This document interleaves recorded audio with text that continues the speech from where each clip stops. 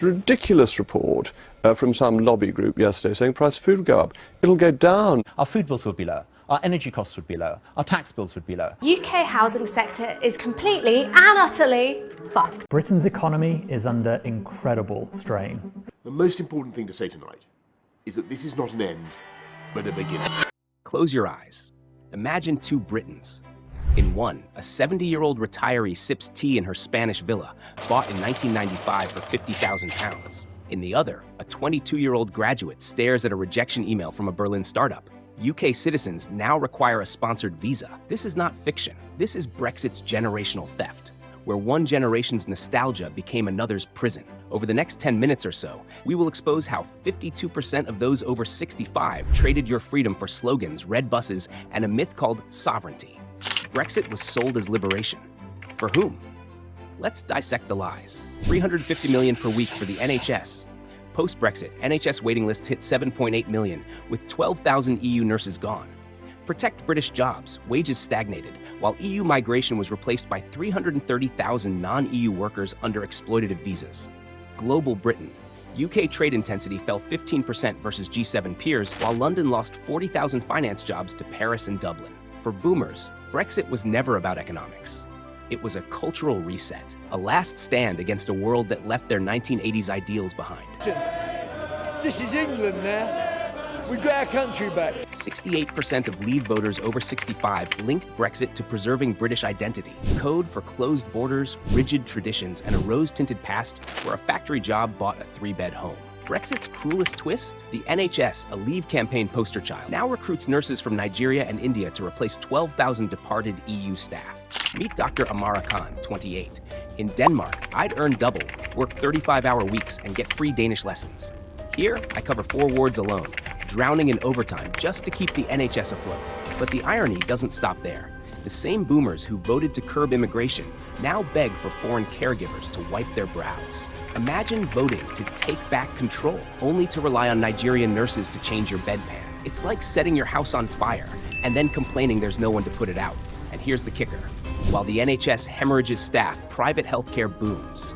Wealthy boomers skip queues by paying for private treatments, while Gen Z waits 18 months for a broken wrist to heal. Brexit didn't just break the NHS, it turned healthcare into a 2-tier system, one for the rich and one for the rest of us. Let's rip open the housing crisis. Brexit's greatest heist. In 1990, the average home cost just 3.6 times a yearly salary.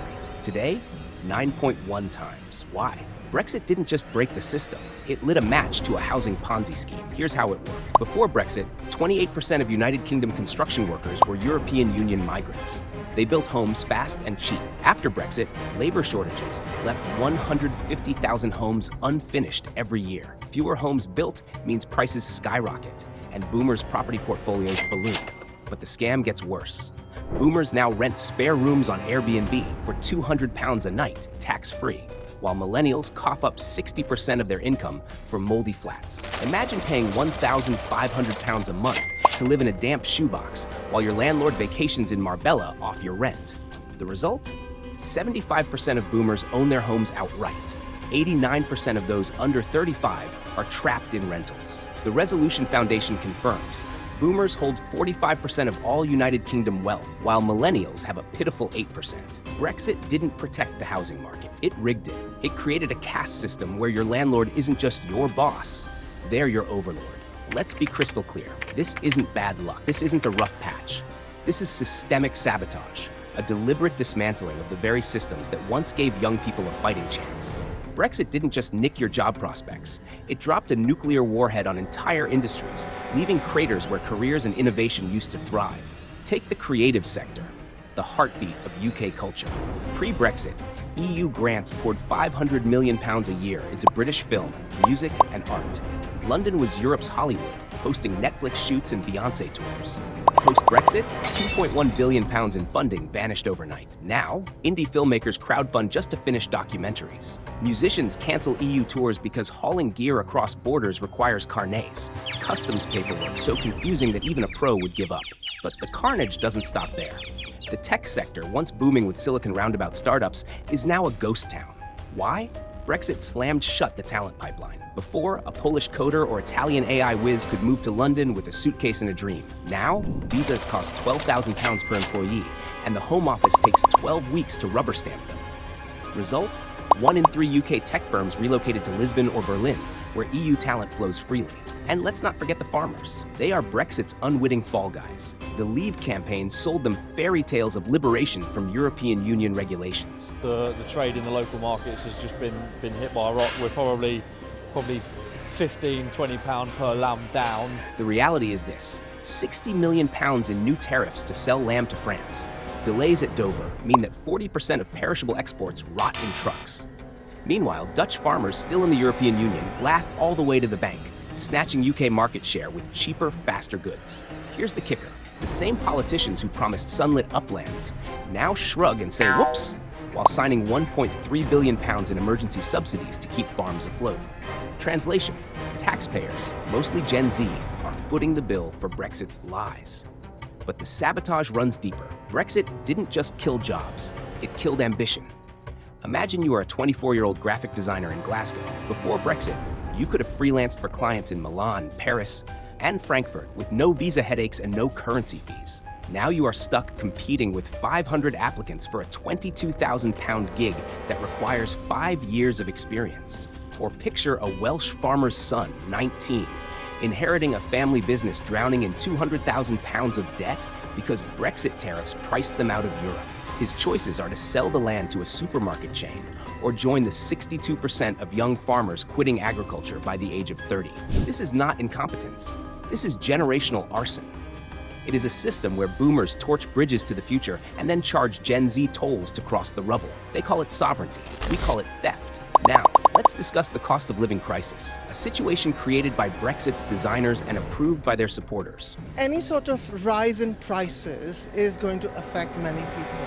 So I think it's all about how much you're earning, how much you're spending, and how much you're controlling your spending. It was a little easier before, but it's not easier at the moment in time. Rent? 35% of your income now goes to landlords, up from 25% in 2016. Why? Because a falling pound increased construction material costs, and foreign investors treat UK property like monopoly squares.